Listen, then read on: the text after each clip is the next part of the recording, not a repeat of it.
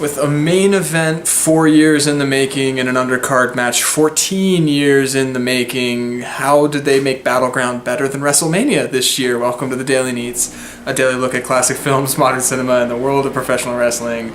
And Battleground just happened, 2016, and what a fine show. It was really good. A lot of great matches. There were some stinky moments, and I'm not just referring to my pizza farts that I have right now. But some stinky moments, but overall, like, some really solid work. Opening the show with Bayley's debut was fantastic. I mean, everyone pretty much knew there were Bayley signs in the crowd. Everyone kind of called it. But still, it was so exciting to see Sasha that happy to see one of her best friends finally make her debut, and Bayley showing up, and the fans popped so hard for her, and then they won and they hugged at the end, and it was adorable and sweet. Some of the other undercard matches, though, like, I mean, Rusev retained, Miz retained, fine. Nothing really bad about those, just fine. Miz retained, but he lost. I thought it was a no contest. I thought it was a double count out.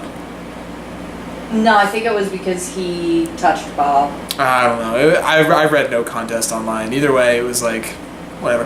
Darren came out looking stronger, which was good for him. New character, got him in the crossface chicken wing, stealing Backlund's old moves, doing the looking at the hands thing. I loved that moment because that's like mid-90s. I've been watching a lot of that, and it was like, yeah, bring back that old stuff.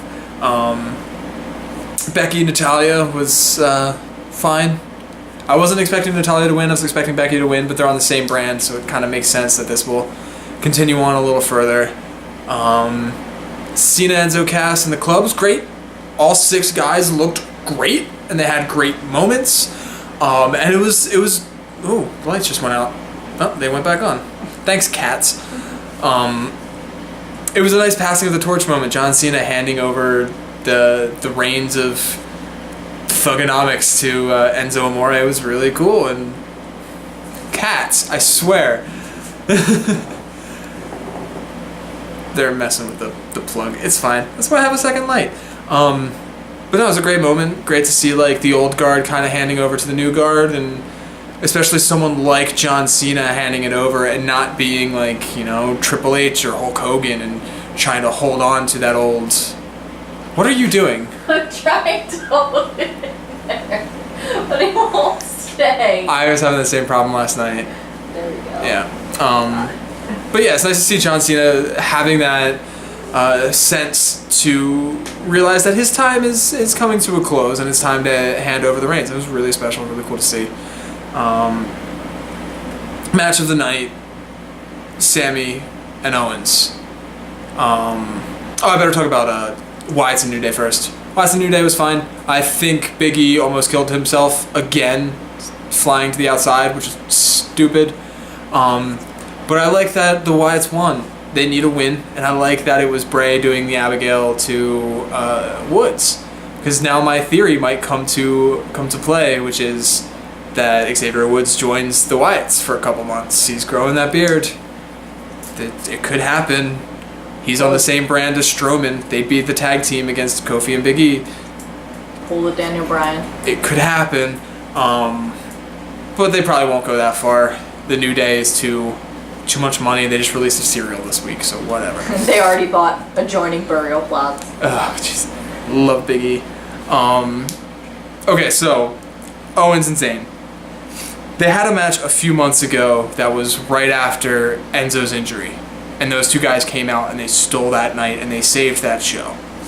Tonight they came out and it wasn't quite as strong to start, I thought. They started off pretty slow, chin locks and their normal moves and a lot of rest holds, and like, this is supposed to end the blood feud. This is supposed to be the final match. This is not the way you expect it to start. I'm kind of disappointed. But then Sami Zayn botched a move and he landed on his shoulder, and that added a much needed dimension to the match of, is Sammy's shoulder okay? And suddenly every move he's hitting, he's risking his shoulder, he's risking his injury, he's risking his well-being, and he's still hitting those moves. So by the end of the match, when both of them are beaten and broken, I was on the verge of tears at points because it was so well done and the story was so well told, and it just kept escalating and escalating and escalating. The brainbuster on the apron, like Owens, a huge splash onto Zayn, and then Zayn hit the haluva kick, caught Kevin, looked at him, and set him back up for a second one. That moment is right up there with "I'm Sorry, I Love You" with Shawn Michaels and Ric Flair for me.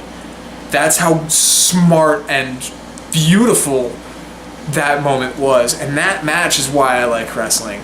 Because it doesn't matter if it's real or predetermined or whatever. They told a beautiful story using the medium of sport. And that is not easy to do and really impressive that they did it that well. That match was absolutely incredible. Can't talk enough about it. And then of course you had the main event, something about a triple threat with some guys that were in a thing once. I don't know. The crazy one won. Another Shield triple threat. Great match. Actually really good. Really good callbacks to the Shield days. I like the opening, Seth putting the fist out, like, let's do the fist thing, guys. That sounded dirty. But then they did the triple power bomb to Roman, who used to be the one delivering the move.